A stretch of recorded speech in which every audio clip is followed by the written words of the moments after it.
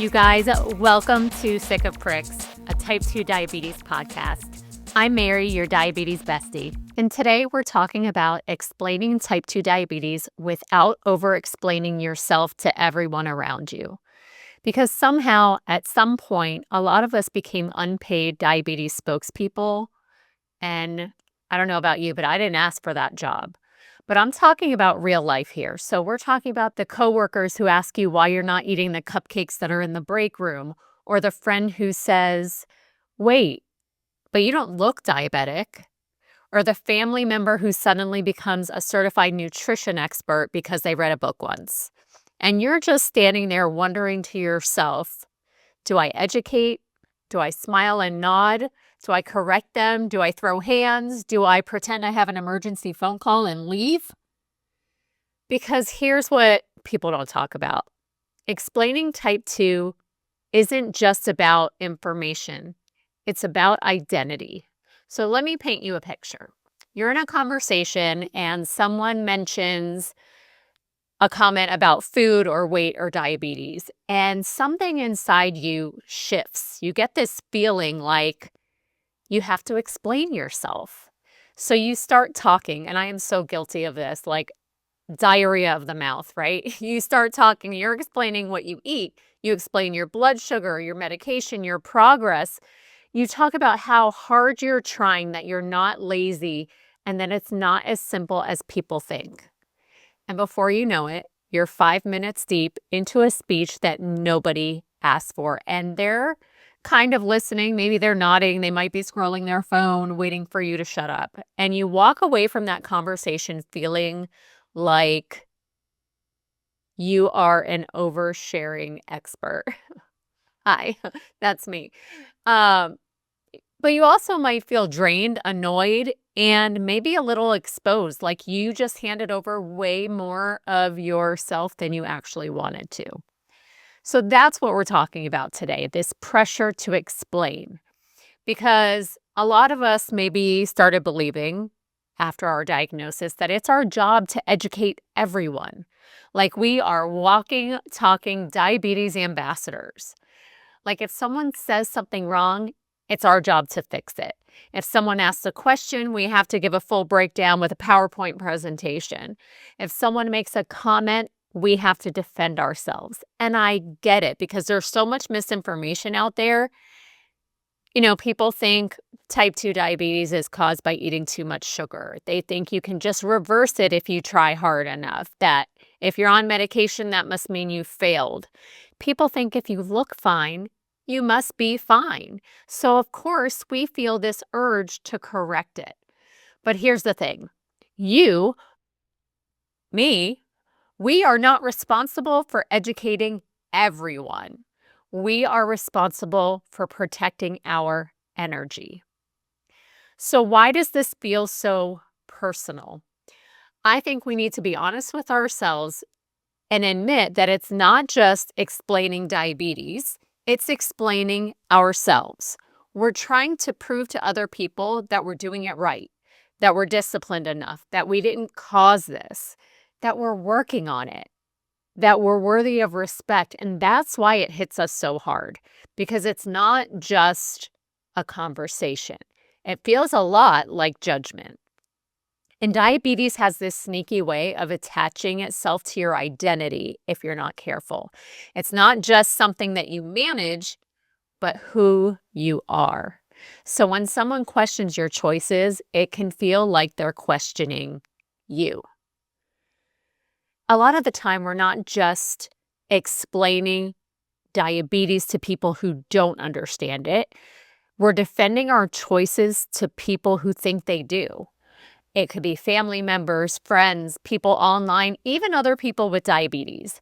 Suddenly, it turns into this weird comparison game. Well, I would never take medication. I reversed mine naturally. You should try this instead. I don't eat any carbs at all. My doctor said blah, blah, blah, blah, blah. And now you're not just managing your diabetes, you're defending your treatment plan. And I get this a lot now that I have lost weight and I'm in maintenance and I'm still on medication. I still take 3 meds for my diabetes.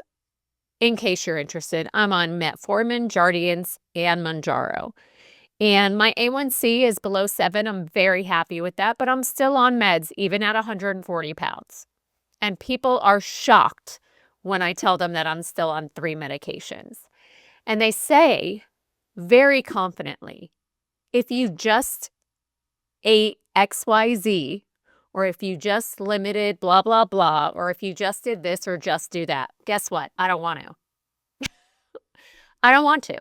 And so I usually share with people, and we're going to get to this in a second, but I say my mental health is not up for compromise. And as a binge eater, food addict, that restriction does not work for me. Mentally, it does not work. And I will not go back to that place where I was miserable. I just won't. I will take my medication. I will manage my blood sugars, and I will live my very best life, no matter what other people think of what I should be doing or shouldn't be doing. So when you are defending your treatment plan, you guys, it can mess with your head, like for real, because it's not just about working for you. It's about whether your way is the right way and not in your eyes and other people's eyes. Is what you're doing enough? Is it the best way? What does everyone else think of what you're doing? And here's the deal. There is no gold star for doing diabetes the hardest way possible. Here's what you do. If your plan is working for you, if your labs are improving, if your quality of life is better, if you feel more control, that is what matters. But when you're constantly explaining and defending your choices, it pulls you out of your own lane. And it puts you back in this place of trying to prove something. We do not need more of that. That is for sure. You don't need to justify your medication or explain your food choices or defend your doctor or to prove that your approach is valid. Your treatment plan is between you and your medical team. It is not a group effort from the people around you or the people online or the people in your family or anybody else. You and your medical team. And the more confident that you feel in that, the less you feel you need to explain it to everyone else. So let's change the approach. Explaining your diabetes does not need to be this big performance. It doesn't need to be detailed or even educational, and it definitely should not be exhausting. Sometimes it's a conversation, sometimes it's a boundary, but learning the difference between the two, that is everything. So when someone asks, so what can you eat? You say, I focus on what works for my body. And then you stop talking. Let the silence do the job. Okay? Someone says, you just need to cut out sugar. You say, it's actually more complex than that, but I've got a plan that's working for me.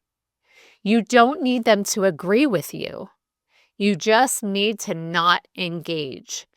Someone says, are you allowed to eat that? Yep, I'm good. Period. Someone says, you don't look like you have diabetes. Diabetes doesn't really have a look. And then you move on. Because at the end of the day, it's not just about communication. It's about self-trust. Trusting that you don't need to explain everything to be valid. Trusting that your choices don't need outside approval. And trusting that you can hold your ground without over-defending it. Because confidence doesn't sound like a perfect explanation. Confidence sounds like short answers, clear boundaries, and knowing when to disengage and protect your peace. So here's something that I want you to start practicing. Before you respond to someone, you guys, this works for everything, by the way, not just diabetes conversations. Before you respond to someone, pause and ask yourself, is this a conversation or is this a boundary moment? And then you respond accordingly, because not every question deserves a detailed answer, and not every opinion deserves your energy. Not every person deserves access to your story. And when you really start to believe that, you stop explaining diabetes like you're explaining your worth. That, friends, is where things start to feel lighter.